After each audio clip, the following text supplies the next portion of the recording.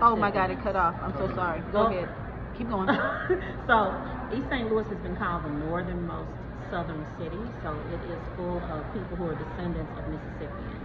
And my mother was in Meridian, Mississippi. My dad was in East St. Louis, Illinois.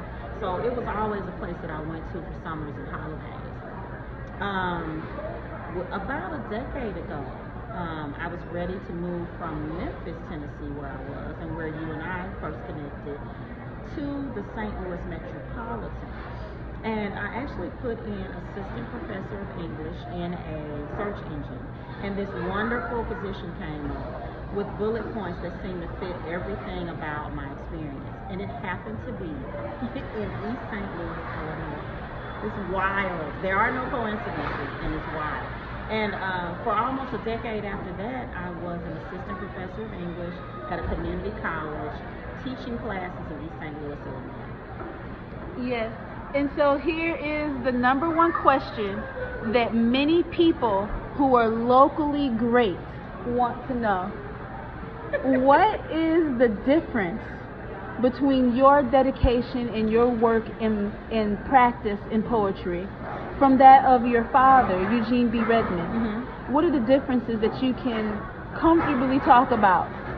Well, you know what? First off, I adore my father. Hey, y'all.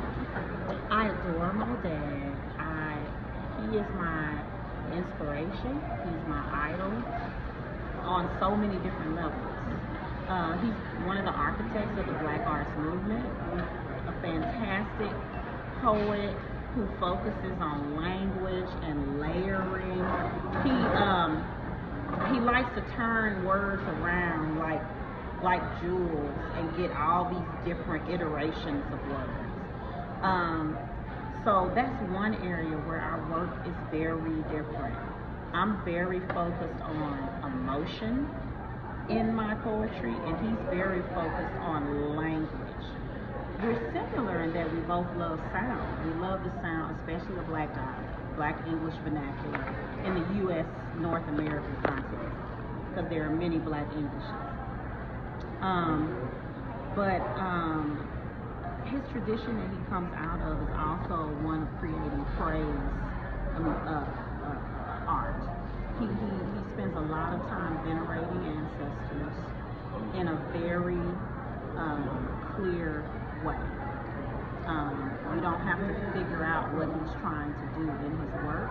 He's very clearly talking about the standard bearers of his generation.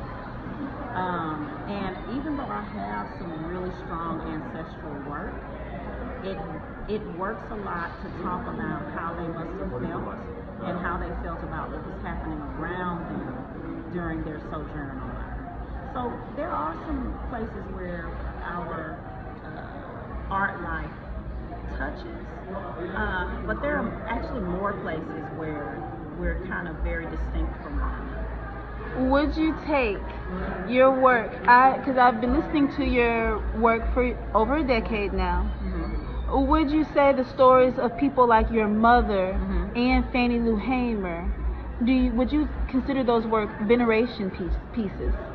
I think that they're veneration pieces, but the word that pops to me is reclamation pieces. Hello. Reclamation. I think in particular with my work with Fannie Lou Hamer, is that she was an organic genius, and that was not unusual in my work. It was not unusual that the people who dominant U.S. culture has told us are poor Black folks, illiterate folks. In my estimation and in my lived experience, those were the women who knew how to do taxes, do hair. They were holistic healers. They had And frontlining soldiers. and frontline and social justice. So it's more of a reclamation in that poor communities have just as much value in them as other communities. And Fannie Lou Hamer is an example. Yes. Mm-hmm. Is there anything else that you want to add about your experience and work in East St. Louis particularly? Well, you know what? I was brought to East St. Louis by the ancestors. My father's father moved there in the early part of the last century, right after the 1917 riots, the race pogrom. The Redmonds have been in East St. Louis for officially 100 years now. And it is my privilege to sow into a community that has given me so much. So I'm really excited to shout out East St. Louis and to be a part of highlighting all of the opportunities that are there for all of us. Right now, we're building a whole cultural arts campaign surrounding the historical places in East St. Louis and St. Louis proper. And we're launching this by doing tours with Airbnb Experience and with the home of Miles Davis. Do you want to talk about that? Yes, this is a really exciting initiative on the part of myself and your erstwhile camera person, Dale Chambers, artist extraordinaire.